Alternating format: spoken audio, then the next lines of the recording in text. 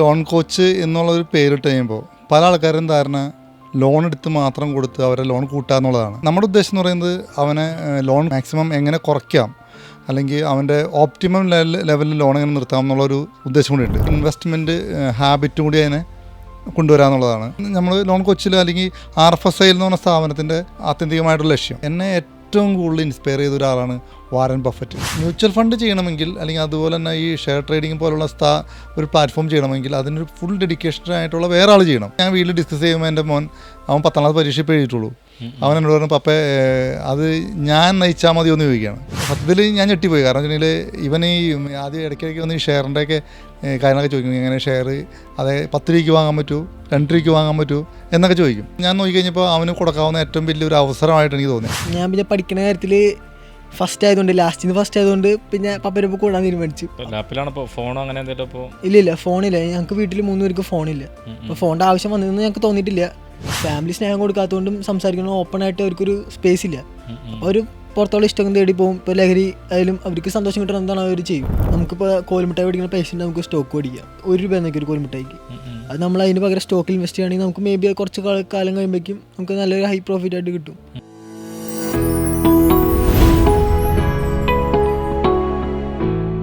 നമ്മൾ loan coach തുടങ്ങിയത് ശരിക്കും ലോണുമായിട്ട് ബന്ധപ്പെട്ട് കാര്യങ്ങൾ പറയാൻ വേണ്ടിയിട്ടാണെങ്കിലും നമ്മളൊരു മോട്ടീവ് ഉണ്ടായിരുന്നു.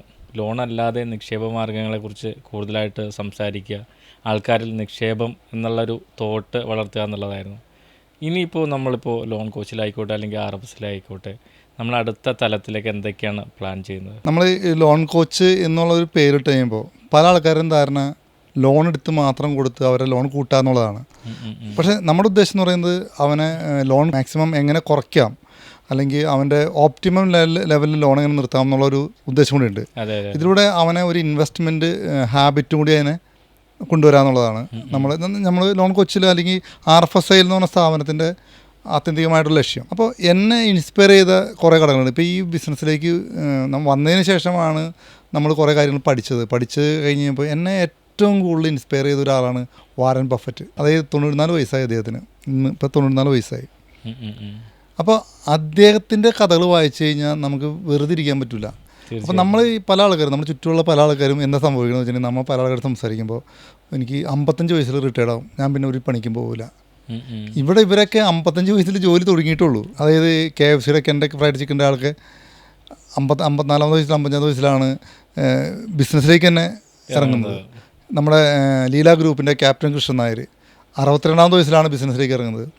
ഇപ്പോൾ 94 വയസ്സുള്ള ഒരു ആൾ വളരെ പാഷനേറ്റായിട്ട് ബിസിനസ്സിൽ നിൽക്കുകയാണ്. അപ്പോൾ എനിക്കത് അദ്ദേഹത്തിൻ്റെ ഒരു ഇതുണ്ടല്ലോ, അദ്ദേഹത്തെ പോലെ ആകണമെന്നുള്ളൊരു ആഗ്രഹം. ഈ ആഗ്രഹം ഞാൻ വീട്ടിലിരിക്കുമ്പോൾ ഞാൻ എൻ്റെ മക്കളും അതുപോലെ തന്നെ ഭാര്യയൊക്കെ ആയിട്ട് സംസാരിക്കുമ്പോൾ അപ്പോൾ ഞാൻ ഇങ്ങനെ പറയും, ഇങ്ങനെ നമുക്ക് അടുത്തൊരു ലൈൻ, എൻ്റെ ഒരു ഏറ്റവും വലിയ ആഗ്രഹമാണ് ഇൻവെസ്റ്റ്മെൻറ്റ്. അതായത് സ്റ്റോക്ക് അല്ലെങ്കിൽ അതിൻ്റെ മ്യൂച്വൽ ഫണ്ട് അങ്ങനെ തുടങ്ങിയിട്ടുള്ള ഇൻവെസ്റ്റ്മെൻറ്റ് പ്ലാനുകളെ പറ്റിയിട്ടൊക്കെ സംസാരിക്കുമ്പോൾ നമ്മൾ ഈ അടുത്തിടയ്ക്കല്ല, ഞാൻ കുറച്ച് നാൾ മുമ്പ് ഈ മ്യൂച്വൽ ഫണ്ട് ഡിസ്ട്രിബ്യൂഷൻഷിപ്പ് എടുത്തിട്ടുണ്ടായിരുന്നു. അപ്പോൾ അത് തുടങ്ങാനായിട്ട് റൈറ്റ് പേഴ്സണെ നമ്മൾ നോക്കിയിടാം. കാരണം ഇതിനകത്തൊരു കാര്യമുണ്ട്, ഞാനൊരു ഏരിയയിൽ നിൽക്കുകയാണ്, ലോൺ എന്ന് പറഞ്ഞ ഇതിനകത്ത് നമ്മൾ നിൽക്കുകയാണ്. ഒരു ഡെഡിക്കേഷൻ വേണം, ഫോക്കസ് വേണം, എല്ലാം വേണം. പക്ഷേ ഇത് മ്യൂച്വൽ ഫണ്ട് ചെയ്യണമെങ്കിൽ അല്ലെങ്കിൽ അതുപോലെ തന്നെ ഈ ഷെയർ ട്രേഡിംഗ് പോലുള്ള ഒരു പ്ലാറ്റ്ഫോം ചെയ്യണമെങ്കിൽ അതിനൊരു ഫുൾ ഡെഡിക്കേഷൻ ആയിട്ടുള്ള വേറെ ആൾ ചെയ്യണം. അങ്ങനെ ഇരിക്കുമ്പോഴാണ് ഞാൻ വീട്ടിൽ ഡിസ്കസ് ചെയ്യുമ്പോൾ എൻ്റെ മോൻ അവൻ 10ാം ക്ലാസ് പരീക്ഷ ഇപ്പോൾ എഴുതിയിട്ടുള്ളൂ. അവൻ എന്നോട് പറഞ്ഞു, പപ്പേ അത് ഞാൻ നയിച്ചാൽ മതി എന്ന് ചോദിക്കുകയാണ്. അപ്പോൾ സത്യത്തിൽ ഞാൻ ഞെട്ടിപ്പോയി. കാരണം വെച്ചിട്ടുണ്ടെങ്കിൽ ഇവൻ ഈ ആദ്യം ഇടയ്ക്കിടയ്ക്ക് വന്ന് ഈ ഷെയറിൻ്റെയൊക്കെ കാര്യങ്ങളൊക്കെ ചോദിക്കും. എങ്ങനെ ഷെയർ അതേ 10 രൂപയ്ക്ക് വാങ്ങാൻ പറ്റൂ, 2 രൂപയ്ക്ക് വാങ്ങാൻ പറ്റൂ എന്നൊക്കെ ചോദിക്കും. അപ്പോൾ തീർച്ചയായിട്ടും ഞാൻ നോക്കിക്കഴിഞ്ഞപ്പോൾ അവന് കൊടുക്കാവുന്ന ഏറ്റവും വലിയൊരു അവസരമായിട്ട് എനിക്ക് തോന്നിയത്. അപ്പോൾ അതിനെ തുടർന്നാണ് നമ്മൾ പിന്നെ അവനെ ഏൽപ്പിക്കാമെന്നും അവനെ പിന്നീട് ഞാൻ സുജീഷിനെയൊക്കെ പരിചയപ്പെടുന്നത്. തോമസ് ജൂനിയർ എന്നാണ് പേര്. അപ്പോൾ നമ്മുടെ RFSയിൻ്റെ അടുത്തൊരു സാരഥിയുള്ള ഒരാളാണ് തോമസിന്. ഈ ഒരു പപ്പനോട് ഇങ്ങനെ ചോദിക്കാനുള്ളൊരു മോട്ടീവ് അത് എങ്ങനെ ഉണ്ടാകുന്നത്? ഇത് പണ്ട് തൊട്ട് പപ്പ ഈ ബിസിനസ്സിലായിരുന്നു, ബിസിനസ്സിൻ്റെ കാര്യങ്ങളൊക്കെ ചെയ്തുകൊണ്ടിരിക്കുകയായിരുന്നു. അപ്പോൾ എനിക്കതിലൊരു ഇൻട്രസ്റ്റ് തോന്നി. പിന്നെ പപ്പ ഇങ്ങനെ വീട്ടിൽ വന്നിട്ടായാലും ഞങ്ങൾക്ക് ഇതിനെ പറ്റിയായിരിക്കും ഡിസ്കഷനൊക്കെ. പിന്നെ അതുകൊണ്ട് എനിക്ക് അതിനോട് ഒരു ഇഷ്ടം തോന്നി. പിന്നെ ഇപ്പോൾ പപ്പ ലോൺ ചെയ്യണമെന്നാണ് ഞാൻ ആദ്യം വിചാരിച്ചത്, ലോൺ ചെയ്യാൻ മാത്രമാണെന്നാണ് വിചാരിച്ചത്. പക്ഷേ ഇതുപോലെ ഈ മ്യൂച്വൽ ഇൻവെസ്റ്റ്മെൻറ്റും പിന്നെ ഷെയർ ട്രേഡൊക്കെ ഉണ്ടെന്ന് അറിഞ്ഞപ്പോൾ എനിക്ക് അതിനോട് ഭയങ്കര ഇൻട്രസ്റ്റ് തോന്നി. അപ്പോൾ പപ്പ എനിക്ക് അതിനെപ്പറ്റി പഠിപ്പിച്ചു തന്നു. അപ്പോൾ എനിക്ക് ചെയ്യാൻ പറ്റുമെന്ന് എനിക്ക് തോന്നൽ വന്നു. അപ്പോൾ എനിക്കത് ഇഷ്ടപ്പെട്ടു. പിന്നെ പപ്പ എൻ്റെ ഇൻസ്പിറേഷനാണ് വാരൻ ബഫറ്റ്. പപ്പ വീട്ടിൽ ഡിസ്കസ് ചെയ്യും. അപ്പോൾ എനിക്ക് അതിനെപ്പറ്റി അറിയാൻ കുറച്ച് ആഗ്രഹം ഉണ്ടായിരുന്നു. ഞാനത് വീട്ടിൽ വെച്ച് ലാപ്ടോപ്പിൽ നോക്കി ആരാണ് വാരൻ ബഫറ്റ് എന്നൊക്കെ നോക്കി. എനിക്ക് അദ്ദേഹത്തിനോടൊരു പ്രത്യേക ആരാധന തോന്നുന്നു. ബിക്കോസ് ആള് 7ാമത്തെ വയസ്സിലാണ് ഇതിൽ ഇറങ്ങുന്നത്. 11ാമത്തെ വയസ്സിൽ ആൾ 3 ഷെയറൊക്കെ മേടിച്ചു. ഈ ഒരു ചെറിയ പ്രായത്തിൽ നമുക്ക് ബിസിനസ് എന്നുള്ളൊരു തോട്ട് നമുക്ക് വരുന്നു. അപ്പോൾ നമ്മൾ ഇനിയിപ്പോൾ നമ്മൾ എന്താകാൻ, അല്ലെ RFSL എന്നുള്ള സ്ഥാപനം അല്ലെങ്കിൽ അതിനെ ഏത് തരത്തിലേക്ക് വളർത്താൻ എന്ന് ആഗ്രഹിച്ചിട്ടുണ്ടോ? എനിക്കതൊരു വലിയ നിലയിലെത്തിക്കണം എന്ന് തന്നെയാണ് ആഗ്രഹം. ഇപ്പോൾ ഞാൻ അത് ഇപ്പോൾ മ്യൂച്വൽ ഇൻവെസ്റ്റ്മെൻറ്റിലാണ് കോൺസെൻട്രേറ്റ് ആണ്. അപ്പോൾ എനിക്ക് പഠിപ്പിച്ചു തരുന്നുണ്ട്. ഇപ്പോൾ ലോൺ കോച്ചിലേക്ക് അടുത്തൊരു തലമുറ കൂടി വരികയാണ്, അല്ലെങ്കിൽ RFSLയിലേക്ക്. അപ്പോൾ ഈ ഒരു തലമുറ മാറ്റം അല്ലെങ്കിൽ അതിനെങ്ങനെയാണ് സാർ നോക്കിയാണെന്ന്?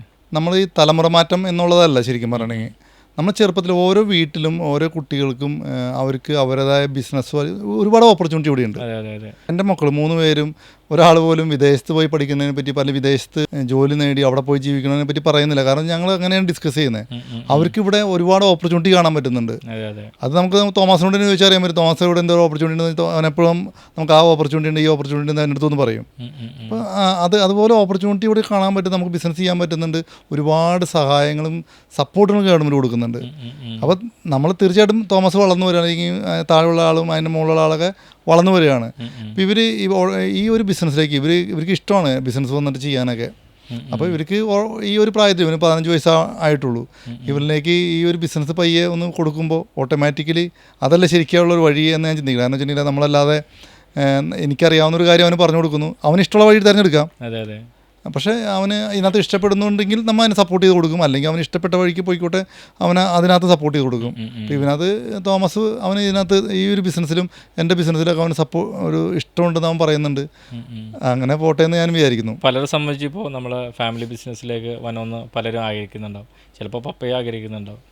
എന്തെങ്കിലും പപ്പ ഇതിലേക്ക് വരണമെന്ന് നിർബന്ധിച്ചിട്ടുണ്ടോ? ഇല്ല, ഒരിക്കലില്ല. എൻ്റെ ചേച്ചിനായാലും അനിയനായാലും എന്നെയാലും ഒരിക്കലും നിർബന്ധിച്ചിട്ടില്ല. കാരണം എനിക്കിത് സ്വന്തം ഇഷ്ടപ്രകാരമാണ് ഞാൻ ചെയ്തത്. അപ്പോൾ ഞാൻ പപ്പനോട് എക്സ്പ്രസ് ചെയ്ത് എനിക്കിത് ചെയ്യാൻ താല്പര്യമുണ്ട്. അപ്പോൾ പപ്പ ഓക്കെ നീ ചെയ്തോളാൻ പറഞ്ഞു.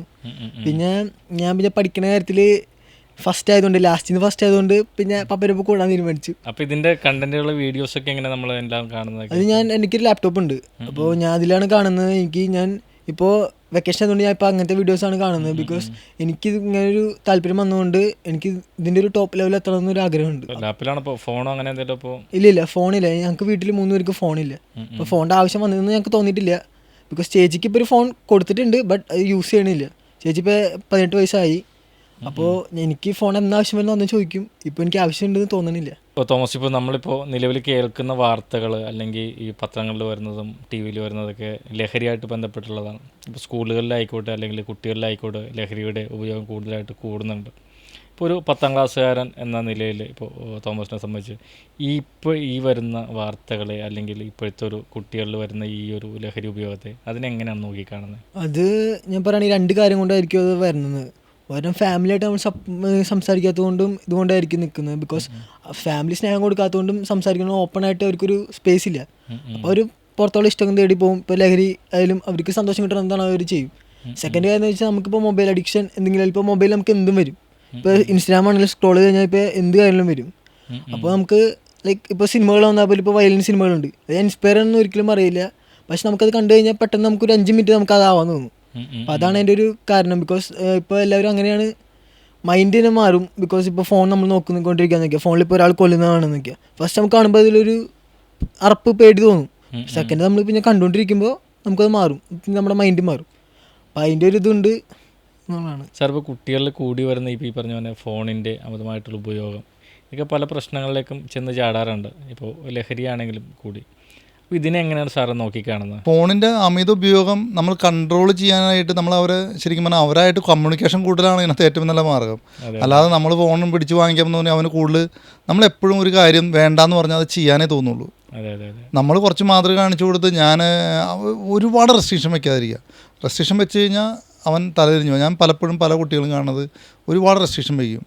അവനെ അങ്ങോട്ട് പോകരുത്, ഇങ്ങോട്ട് നോക്കരുത്, ആ കൂട്ടുകാരൻ്റെ അടുത്ത് കാണരുത്, ആ കൂട്ടുകാരൻ ശരിയല്ല, ഇങ്ങനെ എൻ്റെ മക്കൾ മാത്രം ശരി, മറ്റുള്ളവരുടെ മക്കൾ ശരിയല്ല എന്നുള്ള കാഴ്ചപ്പാടൊക്കെ നമ്മൾ വീട്ടിൽ നമ്മൾ പറയില്ലേ അവൻ്റെ കൂടെ കൂടരുത്, അവൻ ശരിയല്ല, അല്ലെങ്കിൽ അങ്ങനെ ചെയ്യും. അപ്പോൾ നമ്മളിങ്ങനെ കുറേ റെസ്ട്രിക്ഷൻ വയ്ക്കുമ്പോൾ ഓട്ടോമാറ്റിക്കലി കുട്ടികൾ അന്ന് അവിടെ എന്തോ ഉണ്ടല്ലോ എന്ന് അത് നോക്കിപ്പോവും. നമ്മൾ ഒരു ഒളിച്ചുകൾ ഇപ്പോൾ ചില വീടുകളിൽ എൻ്റെ വീടുകളിലൊക്കെ ഞാനൊക്കെ അത്യാവശ്യം കമ്പനി കൂടുന്ന ആൾക്കാരാണ്. അപ്പോൾ എൻ്റെ കുട്ടികളും അത് കാണുന്നുണ്ട്. ചില ആൾക്കാരുണ്ട് കുട്ടികളുടെ മുമ്പിൽ വെച്ച് അവർ കമ്പനി കൂടില്ല, അല്ലെങ്കിൽ അവർ ഇവിടുന്ന് എല്ലാം ഒളിച്ചേ ചെയ്യുള്ളൂ. നമുക്കറിയാം അവരുടെ കുട്ടികൾ ഇവർ കാണാതെ കഴിക്കുന്നുണ്ട്. മനസ്സിലായി? അപ്പോൾ അത് ഒരു റെസ്ട്രിക്ഷൻ വെച്ച്, എന്തിന് റെസ്ട്രിക്ഷൻ വെച്ചോ അവിടെ നമ്മൾ അറിയാനുള്ള ആഗ്രഹം, വ്യഗ്രത എല്ലാ കുട്ടികൾക്കും ഉണ്ടാവും. കുട്ടികളെന്നല്ല വലിയവരെല്ലാവർക്കും ഉണ്ടാവും. ഇപ്പോൾ ഫോൺ അഡിക്ഷനെ പറ്റി പറയുകയാണെന്നുണ്ടെങ്കിൽ കുട്ടികൾ വലിയവരെന്നൊന്നുമില്ല, എല്ലാവർക്കും ഫോൺ അഡിക്ഷൻ ഉണ്ട്. നമ്മൾ അഡിക്റ്റഡാണ്. ഇപ്പോൾ സുജീഷിനെ സംബന്ധിച്ച് പറയുകയാണെങ്കിലും സുജീഷ് വെറുതെ ഇരിക്കുമ്പോൾ അറിയാതെ നമ്മുടെ ഇൻസ്റ്റാഗ്രാമിലേക്കും ഫേസ്ബുക്കിലേക്കും മറ്റുള്ള ഇതിലേക്കും പോകില്ലേ. പക്ഷെ നമ്മൾ കുറച്ച് കാര്യങ്ങൾ ഇൻവോൾവ് ചെയ്ത് നോക്കി, ഒരു ജോലിയിലേക്ക് ഏർപ്പെട്ട് നോക്കി, ഇതൊന്നും നമ്മൾ മൈൻഡ് ചെയ്യില്ല. ഇതൊരു പണിയും നമ്മൾക്ക് ഇല്ലാതെ ഒരു വെറുതെ ഇരിക്കുന്ന സമയത്ത് നമ്മളറിയാതെ ഞങ്ങൾക്ക് ഉറക്കത്തിലേക്ക് വീണ പോലെ ഇതിനകത്ത് വീണ് പോകുന്നതാണ്. അപ്പോൾ അതുകൊണ്ട് ഇതിനകത്ത് റെസ്ട്രിക്ഷൻ വെക്കുന്നതല്ല, നമ്മൾ ശരിക്കും പറഞ്ഞാൽ എൻഗേജ് ചെയ്യിപ്പിക്കുക കുട്ടികളെ മാത്രമല്ല മറ്റെല്ലാവരും. ഒരു ജോലി ഇല്ലാതിരിക്കുമ്പോൾ അവൻ ഓട്ടോമാറ്റിക്കലി അവൻ മൊബൈൽ കണ്ടുകൊടുക്കും, മൊബൈൽ കൊണ്ട് പിന്നെ അഡിക്ഷനാവും, പിന്നെ കമ്പനിയാവും, മറ്റുള്ള കഞ്ചാവാവും, അങ്ങനെ പോകുന്നതാണ് എന്നാണ് എനിക്ക് തോന്നിയിട്ടുള്ളത്. ഞാൻ പറയുന്നത് ഇതിനെ എല്ലാത്തിനെയും അടിസ്ഥാനമായിട്ട് പറയുന്നത്, ഒന്ന് ഒരു പണിയില്ലാതിരിക്കുക, രണ്ടാമത്തത് അവന് ഭയങ്കര റെസ്ട്രിക്ഷൻ. ഈ രണ്ട് കാര്യങ്ങളിലാണ് പൊതുവെ ഈ അഡിക്ഷനിലേക്ക് പോകുന്നത്. ഇങ്ങനെ നിൽക്കുന്ന ഒരു കാലഘട്ടത്തിലൂടെ നമ്മൾ ശരിക്കും പോകുന്നത്. ഇപ്പോൾ ഫോണിൻ്റെ ഉപയോഗമൊക്കെ നമ്മൾ കുറയ്ക്കേണ്ട ഒരു സമയമായി കുട്ടികളിലാണെങ്കിലും. കുട്ടികളിലെ ഒരു സാമ്പത്തിക നിക്ഷേപത്തെ കുറിച്ചിട്ട് അതിനെ എങ്ങനെയാണ് സാറ് നോക്കിക്കാണുന്നത്? ഇവിടെ ഒരുപാട് ഓപ്പർച്യൂണിറ്റി ഉണ്ട് കുട്ടികളിൽ നമുക്ക് ഇൻവെസ്റ്റ് ചെയ്യാനായിട്ട്. പണ്ടൊക്കെ ഞാനൊക്കെ പഠിക്കുന്ന സമയത്ത് സഞ്ചയിക എന്ന് പറഞ്ഞിട്ടൊരു പരിപാടി ഉണ്ടായിരുന്നു, സുജീഷിനൊക്കെ ഓർമ്മയുണ്ടായിരുന്നു. ഇതുപോലെ ഇതൊക്കെ മാറിയിട്ട് നമ്മൾ ചെറുപ്പത്തിൽ തന്നെ ഒരു ഇൻവെസ്റ്റ്മെൻറ്റ് ചെയ്യാനായിട്ടും അതുപോലെ തന്നെ ഇത് പഠിപ്പിക്കണം.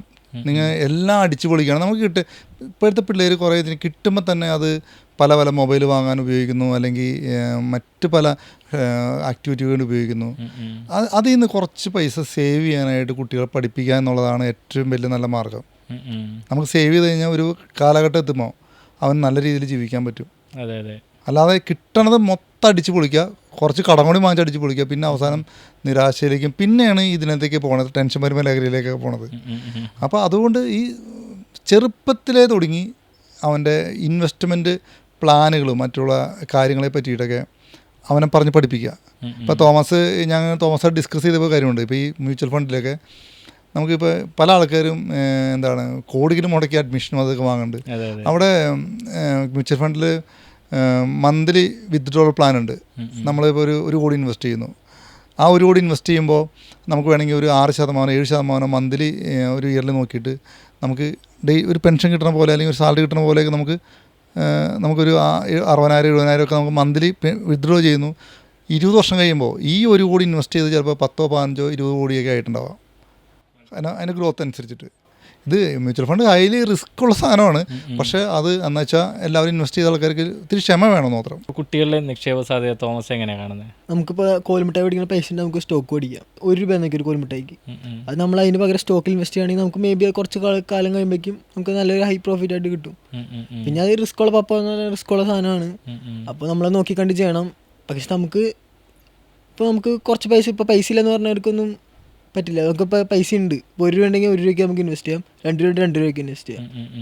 ആവേശ സിനിമയിൽ നമ്മുടെ രംഗണ്ണൻ കുറച്ച് പ്ലോട്ട് മേടിച്ചിരുന്നുണ്ട് ആദ്യം. ആ പ്ലോട്ട് ആൾക്ക് ആദ്യം പൈസ ഇല്ലാണ്ട് പൈസ കുറഞ്ഞിട്ടാണ് പുള്ളിക്കാരൻ മേടിച്ചത്. അത് പിന്നെ പൈസ കുറവായിരുന്നു ആ സ്ഥലത്തിന്. പെട്ടെന്ന് അവിടെ ഒരു എയർപോർട്ട് വെച്ചപ്പോൾ ആൾക്ക് നല്ല കാശ് കിട്ടി. അതുപോലെ തന്നെയാണ് നമുക്ക് ഇൻവെസ്റ്റ്മെൻറ്റ് വരുന്നത്. ഇപ്പോൾ രംഗണ്ണൻ അതിൽ തന്നെ നമുക്ക് സ്റ്റോക്ക് മേടിക്കുന്നുണ്ട്. കുറഞ്ഞ സ്റ്റോക്ക് മേടിച്ചിട്ട് അത് പോയതാണ് അത്. പക്ഷെ അത് പിന്നെ പെട്ടെന്ന് കയറി വന്നു. എന്നെപ്പോലെ പഠിക്കുന്ന കുട്ടികളോട് എനിക്ക് പറയാനുള്ളത് എന്താണെന്ന് വെച്ചാൽ, ഇപ്പോൾ നമ്മൾക്ക് പഠിക്കാൻ കുറേ സാഹചര്യങ്ങളുണ്ട്, കുറേ ഓപ്പർച്യൂണിറ്റീസ് ഉണ്ട്. ഇപ്പോൾ നമുക്ക് പഠിക്കാൻ അറിവ് തേടി നമ്മൾ പോകുന്നുണ്ട് കുറേ രാജ്യങ്ങളിലേക്കായാലും എന്തായാലും. ഇപ്പോൾ അതുപോലെ തന്നെ നമുക്ക് കുറേ പാഷൻ ഉണ്ടാവും. ഇപ്പോൾ ഓരോരുത്തർക്ക് ഓരോ ജോലിയായിരിക്കും. എനിക്ക് ഇപ്പോൾ ബിസിനസ്സാണ് ഇഷ്ടം. 2 വഴികളുണ്ടാവും. എന്തായാലും ഒരെണ്ണം നല്ല വഴിയും ഒരെണ്ണം ചീത്ത വഴിയായിരിക്കും. ഇതിലിപ്പോൾ നമ്മൾ ചീത്ത വഴിക്കൂടെ നിന്നാണ് സെലക്ട് ചെയ്യുന്നതെങ്കിൽ എന്തായാലും അലച്ച് നമ്മൾ വീഴും. നല്ല വഴിയാണെങ്കിൽ നമ്മൾ സ്മൂത്തായിട്ട് പോകും. പക്ഷേ അതിൽ സ്പീഡ് കൂടാൻ പാടില്ല. നമ്മളിപ്പോൾ പെട്ടെന്ന് പോയി കഴിഞ്ഞാൽ നമുക്ക് ഗ്രാഫ് നമ്മളിപ്പോൾ സ്റ്റോക്കിലായാലും കയറി കഴിഞ്ഞാൽ നമ്മൾ ഇറക്കുണ്ടാവും.